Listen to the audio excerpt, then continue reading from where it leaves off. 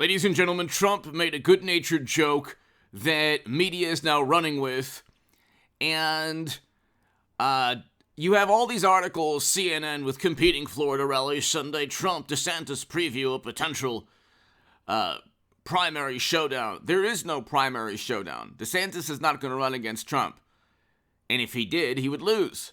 So Trump and DeSantis barrel towards 2024, but keep their distance in Florida. So some conservatives turn on Trump for attacking Ron DeSantis ahead of midterms. He didn't even really say anything. I mean, it was a little jab, but it was actually a good-natured jab. He called him Ron Sanctimonious, and he was going and looking at poll numbers in which he's running away with the poll numbers within the Republican Party. Hit subscribe to this channel, ladies and gentlemen.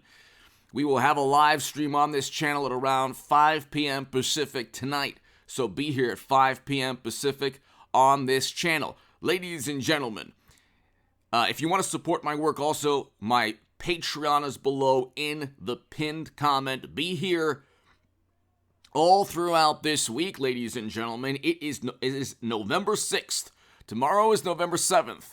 Tuesday is November 8th. A paradigm-changing moment where Trump and DeSantis are on the same team and hopefully going to save this country from 8.5% real wages plummeting. So real wages are down 8.5%.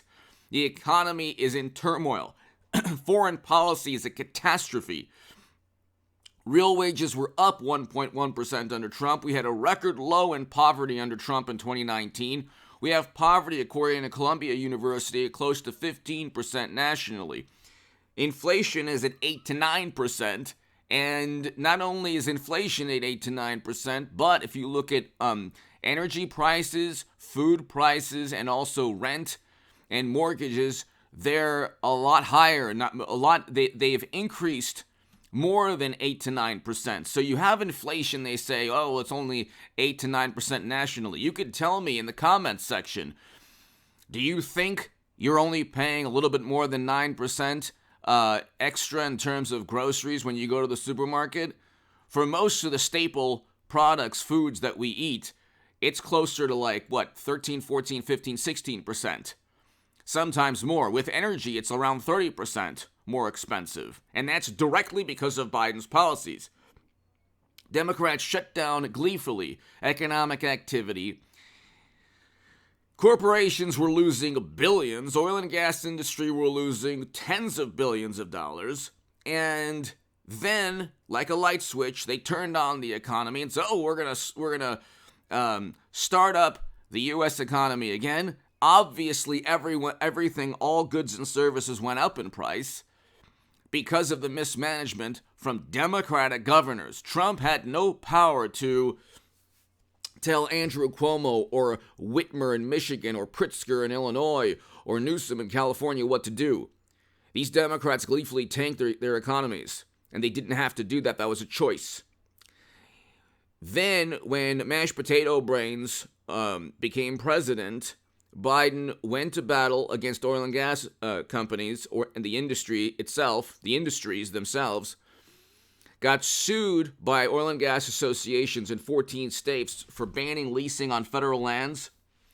And within the lawsuit and a whole bunch of other executive orders and extra laws and attempts at curbing fossil fuels and decarbonizing the economy, within the lawsuits leveled against Biden's administration, the Oil and Gas Association and the 14 states say, hey, your policies are making energy more expensive, which is going to harm the economy and cause inflation.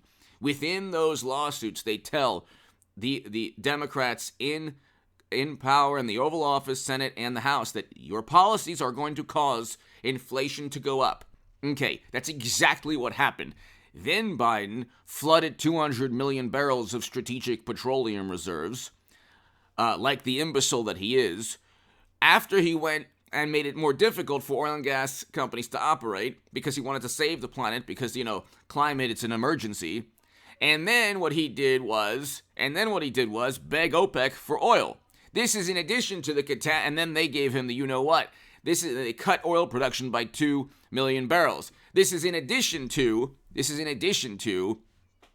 Um, all the other problems in terms of foreign policy. So hit subscribe to this channel, ladies and gentlemen. Hit subscribe to H.A. Goodman's other channel. We're looking at what's taking place in Europe. It didn't take place under Trump.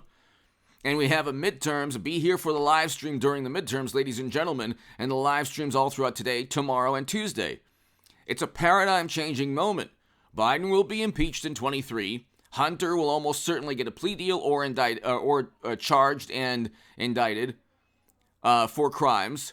And you're going to have Trump run also this month, so it's going to be a nightmarish month for Democrats.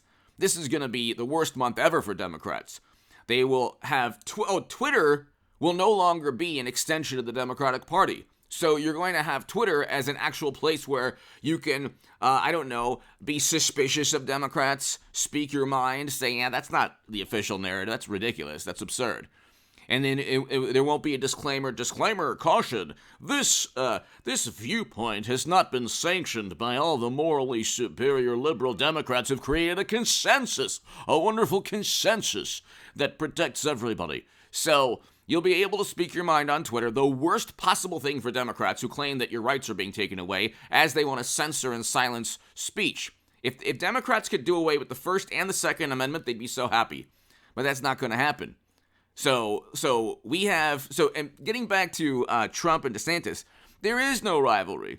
It was a good-natured, funny joke.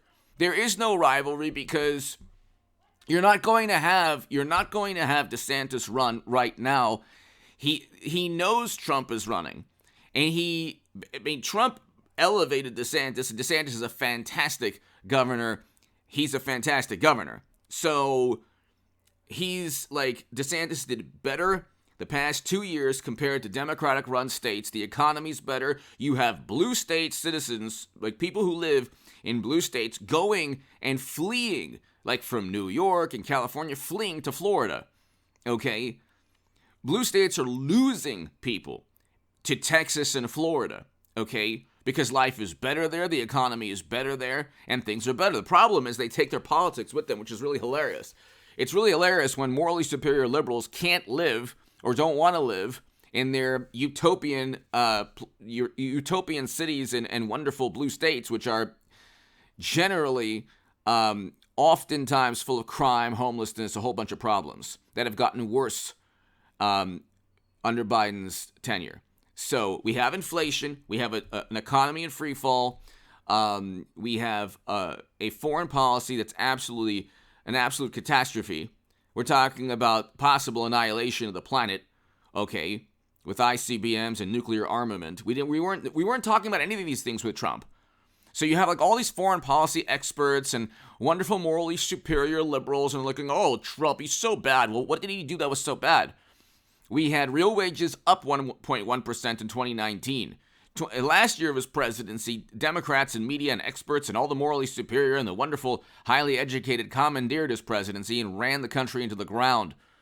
Okay? Shutting down the U.S. economy was the worst thing we could ever have done. It caused so many problems that we won't even get into. But in 2019, people were doing much better. Okay? 3 years ago, you were doing much better. Generally, everybody was.